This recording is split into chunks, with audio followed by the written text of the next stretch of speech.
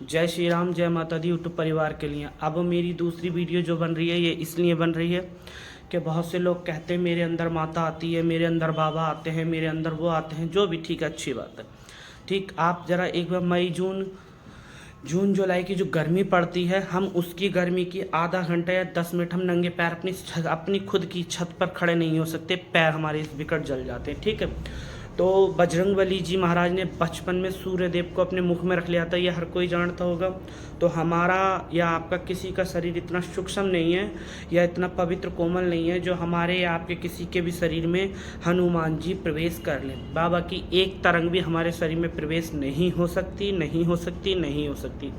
माँ भगवती, महाकाली, दुर्गा, जगदम्बा किसी के शरीर में प्रवेश नहीं कर सकती। माँ का जो प्रचंड रूप है नहीं कर सकती, तो क्या आता है? ठीक है, जो अरबों खरबों मील ऊंचाई दूर सूरज, हम उसकी जरा सी गर्मी बर्दाश्त नहीं कर सकते जून जुलाई में, तो समझो हनुमान जी में कितना तेज होगा जिन्होंने स्वयं सूर्य देव को अपने मुख में रख लिया। माँ ने खुद भगवान शिव शंकर पे पैर रख दिया इतनी विकराल रूप में, तो वो हमारे सही में आ सकते नहीं आते।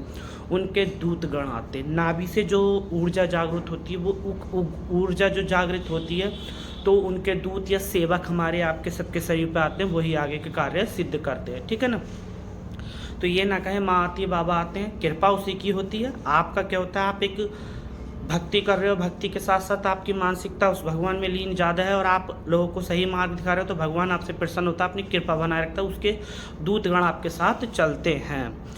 ठीक, तीसरी चीज़ ये कहूँगा, गुरु और शिष्य में अधिकतर क्या होता है, अनबन हो जाती है। इसका कारण क्या है?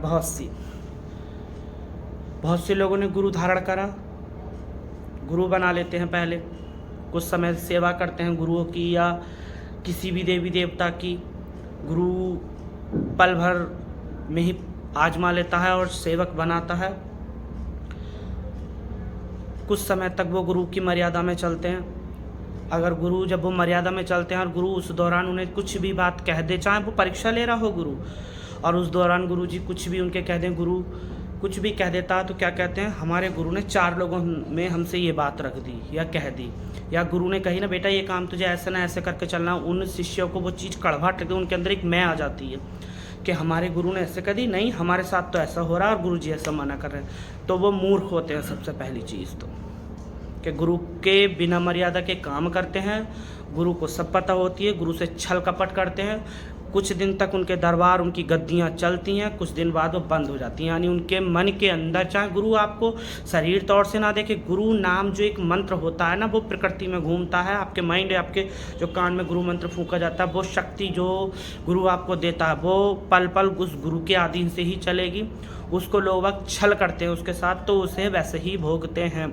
कुछ दिन इधर और कुछ दिन उधर जाते हैं, फिर वो और ज़्यादा बेकार होते हैं, फिर उन्हें हल नहीं मिलता, फिर वो भगतों पे भागना चालू करते हैं। हमारे पास भी काफ़ी बच्चे ऐसे आए हैं जिन्होंने गुरु धारण कर रखे हैं, कई साल गद्दियाँ चला रखी हैं। कुछ ना कुछ ऐसा नहीं है कि हर जगह गुरु गलत होता है, शिष्य गलत होता है, लेकिन गलती अधिकतर शिष्य की होती है। कुछ 1-2% होता है ऐसा गलत, तो आप उस चीज़ को अपनी उस तरीके से बात करके वहीं सुलझाएं, दर दर ना भटके। ठीक, जय श्री राम। अच्छा, इसके लिए बहुत से लोग या बहुत से बच्चे अभी भी भटक रहे हैं, उनके लिए एक उपाय और बनाना चाहूँगा। जो गुरु बनाना चाहते हैं या गुरु चुनना चाहते हैं या सेवा करना चाहते हैं, आप कहीं से भी जुड़ना चाहते हो या कहीं भी जा रहे हो या कहीं भी जाओगे, तो पहले तो आप अपने मन के अंदर एक चीज़ एक्टिव करो कि आप किस पर्पज़ से वहाँ जाना चाहते हो। बहुत से कहते हैं भाई हम पढ़ रहे हैं, हमारी नौकरी सरकारी लगेगी या नहीं लगेगी। ठीक, दूसरा चाह रहा है कि मेरी सरकारी नौकरी लगेगी या नहीं लगेगी। तीसरा चाह रहा है कि मुझे सेवा करनी है, मैं क्या इस भक्ति के लायक हूँ नहीं, और सेवा करनी है तो किसकी करनी है। बहुत सो के कुछ रेखाओं में, हस्तरेखाओं में होती है, शेरावाली माता की सेवा कर रहे हैं, हनुमान जी की सेवा, किसी के में शंकर भगवान ही तो कर रहे हैं। पहले आप उस चीज़ को जानो, आपको उनसे क्या लाभ लेना है या आप किस कामना से जा रहे हो। ठीक, आप वहाँ जाके पहले अपने ये प्रश्न रखें, मैं ये चीज़ चाहता हूँ, क्या वो मेरे नसीब में है या नहीं है। देने वाला भगवान है, पहले आप उसी चीज़ का रास्ता ढूंढें।